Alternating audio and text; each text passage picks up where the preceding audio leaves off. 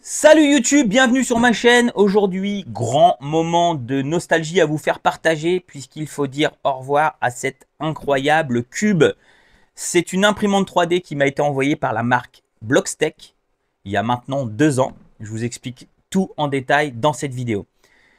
Pourquoi c'est un moment nostalgique? Puisque c'est mon premier partenariat avec une marque. C'est la première marque qui m'a fait confiance pour m'envoyer une machine en test. Je devais normalement la garder que 6 mois. Et au bout de 6 mois, je vous cache pas que j'ai fait un petit peu le mort parce que je voulais voir un petit peu la pousser dans ses retranchées et voir jusqu'à où je pouvais aller avec cette machine. Elle est incroyable. Incroyable, pourquoi? Puisque j'ai passé des filaments que je n'aurais pas passé dans d'autres machines. Elle a une température d'extrusion de 275 degrés, donc j'ai pas pu imprimer du PC PTFE ou du PEC par exemple, mais de l'ABS, du PC carbone, donc du polycarbonate carbone. J'ai imprimé du PETG chargé. J'ai imprimé montagne de choses avec cette machine que j'aurais pas passé dans, on va dire, 60% de mes imprimantes. Elle a un plateau de 200 par 200 sur une hauteur de 200 il me semble. Elle a des rails tubulaires en axe X et Y. Elle a 2 rails tubulaires et un axe Z. C'est un petit cube assez sympathique. La lumière j'aime bien. Je l'appelais mon petit laboratoire moi puisque ça me fait penser à un petit labo blanc. Et je suis vraiment content d'avoir testé cette machine et vous l'avoir montré. Malheureusement si vous êtes sur YouTube vous n'avez pas vu le début de l'histoire. Comme je vous ai dit c'était il y a 2 ans et mon compte YouTube n'a pas 2 ans. Mais voilà, justement, je voulais vous en faire profiter, qu'on dise au revoir à cette machine. Qu'est-ce que j'ai eu comme problème? Qu'est-ce que j'ai eu comme problème en 2 ans? J'ai changé un tube PTFE. J'ai changé le fan duct. Le fan duct, c'est le conduit qui refroidit la pièce à l'aide des ventilateurs. Mais c'est de ma faute, puisqu'en fait, j'ai tourné le bloc de chauffe pour changer la buse. Et j'ai fait ça à chaud et ça a fait fondre le, le fan duct. Donc je l'ai réimprimé, je l'ai modélisé et réimprimé. Mais j'avais contacté le SAV et ils m'ont envoyé aussi le fichier, puisque tout est imprimable sur cette machine. Toutes les pièces en plastique sont imprimables en 3D, d'ailleurs sont imprimées en 3D. Les pièces du rail, les pièces qui tiennent les rouleaux, enfin les roulements, les supports de moteur, le petite pièce qui est ici sur l'extrudeur. Enfin bref, toutes les pièces, on va dire, d'accastillage sont imprimables.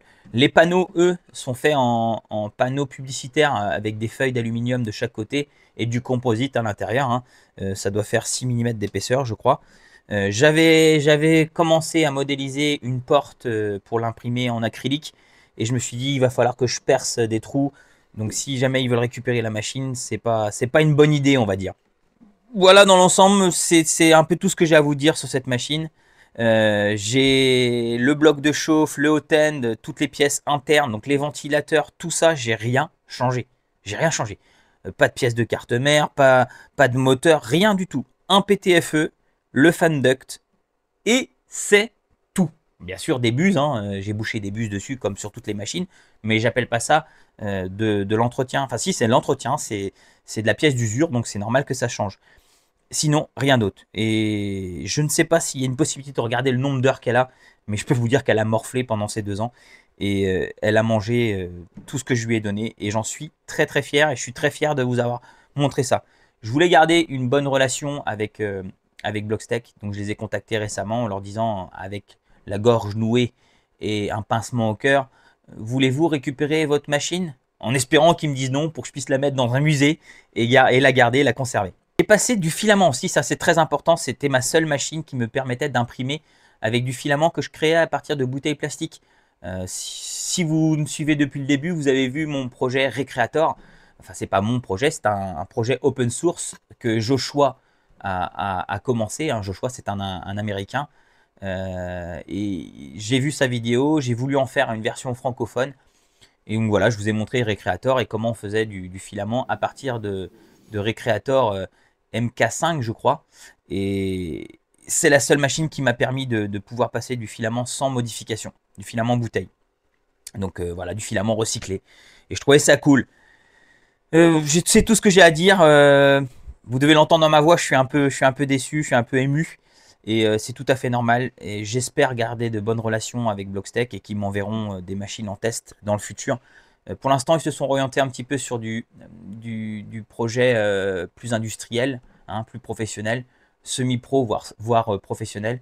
Ils ont la Blockstech R21, la R50. Je pense pas qu'ils voudront m'envoyer cette machine. Mais si ils sortent une machine un peu plus accessible pour le commun du mortel, j'espère vous la montrer. Merci à vous hein, de me suivre. On est presque 20 000 et ça va très très vite. On est presque 20 000 sur YouTube et je vous en remercierai jamais assez. Je vous invite à vous abonner si vous ne l'avez pas fait et à suivre mes projets puisque je vous promets du lourd et pas que dans l'impression 3D. Hein. Je pense qu'il y a déjà beaucoup de monde sur les réseaux sociaux qui se focalise sur l'impression 3D. J'ai d'autres cordes à mon arc. J'ai plein d'autres gros projets à vous montrer et autres que l'impression 3D. Je vais me servir bien évidemment de mes machines comme outil, hein, parce que pour moi c'est un outil, hein, une imprimante 3D, pour faire mes vidéos. J'aurai forcément besoin dans chacun de mes projets d'utiliser l'impression 3D, la modélisation 3D, mais je n'ai pas envie de me focaliser là-dessus, surtout sur YouTube. Je vais garder mon compte sur les autres réseaux sociaux qui est un peu plus axé là-dessus.